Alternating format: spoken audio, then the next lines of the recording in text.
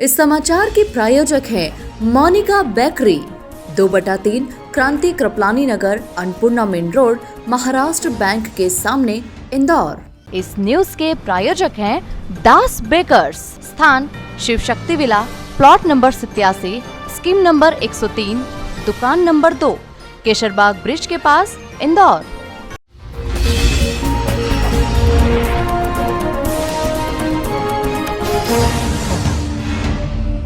इंदौर में लोकसभा सीट पर कांग्रेस प्रत्याशी को लेकर उठापटक लगातार जारी है।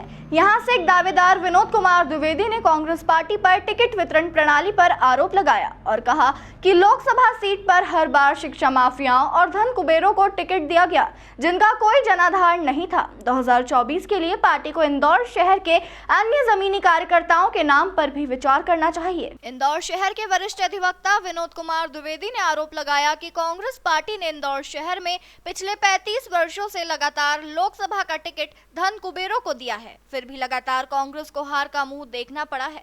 वर्तमान में भाजपा और प्रधानमंत्री मोदी की लोकप्रियता के चलते लोकसभा चुनाव में कोई धन कुबेर सामने नहीं आ रहे हैं।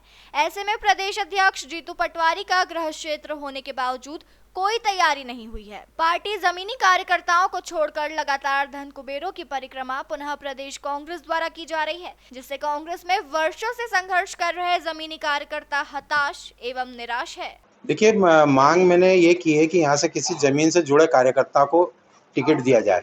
अगर उसमें मैं भी दावेदारी करता हूँ तो मैं भी ज़मीन से जुड़ा कार्यकर्ता हूँ। 40 साल से मैं कांग्रेस के लिए काम कर रहा हूँ और विभिन्न सामाजिक संगठनों के साथ मैं काम कर रहा हूँ।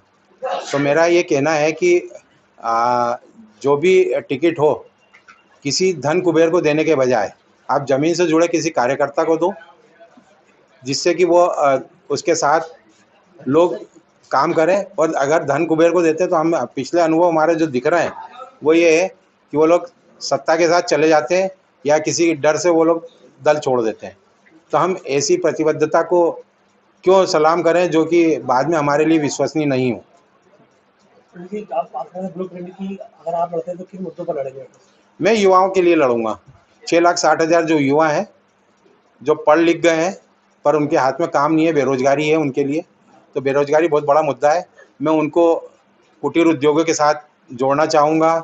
जो सरकारी नौकरियां जो खाली पड़ी हैं उनके लिए मैं उनको भरने के लिए प्रयास करवाऊँगा। और अन्य ऐसे मुद्दे हैं जैसे कि रोजगार को लेके प्राइवेट सेक्टर में जहाँ बात हो सकती है मैं वहाँ पे, हालांकि राहुल जी ने भी अभी न्याय की गारंटी दी है, तो वो उन्हीं चीज़ों को लेके मैं आगे जाऊँगा। सर, चुनाव में खर्च कितना होगा और कैसे आप खर्च का कहाँ से अरेंज करेंगे? मैं खर्च करने वाला नहीं हूँ। 25 लाख मत हैं आपने कहा है। 25 लाख मत है, मेरी बातें जाएंगी। अगर देना है मैं पैसा दे के वोट नहीं खरीदना चाहता। कितना खर्च होगा सामान्य तौर पर? कितना सामान्य तौर पे होना है 10-15 लाख 20 लाख रुपए होना है।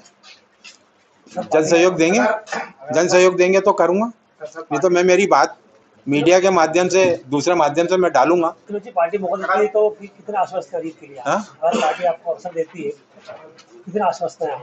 आश्वस्त मैं तो अपनी बात को इतने दबंगता से रखने वाला हूँ कि मैं सामने वाले के साथ कहता हूँ कि आमने सामने होकर टाक्सो कर लेना, आपको पता लग जाएगा कि मेरी योजनाएं क्या है, मेरे विजन क्या है। यादव जी, आप किस विधानसभा में रहते हो, किस वार्ड में रहते हो? मैं विधानसभा इंदौर 1 में रहता हूँ और वार्ड क्रमांक 14 में। सर, इससे पहले आपने वार्ड क्रमांक 14 में आप जिस बूथ पे रहते हैं वहाँ पे कांग्रेस पार्टी जो है कितने वोटों से जीती? हारी है 326 वोटों से। तो आप जैसे दबंग नेता वहाँ रहते हैं तो दबंग नेता क्या करेगा? देखिए, मैं दबंग नेता की बात ही नहीं कर रहा हूँ। सुनिए, आप दबंग नेता आइए, आप आइए। दबंग नेता किस आधार पे आप बोलते हैं? आप ही बोल रहे हैं अपने आप को, मैं थोड़ी बोल रहा हूं। मैंने दबंग नेता कहाँ बोला?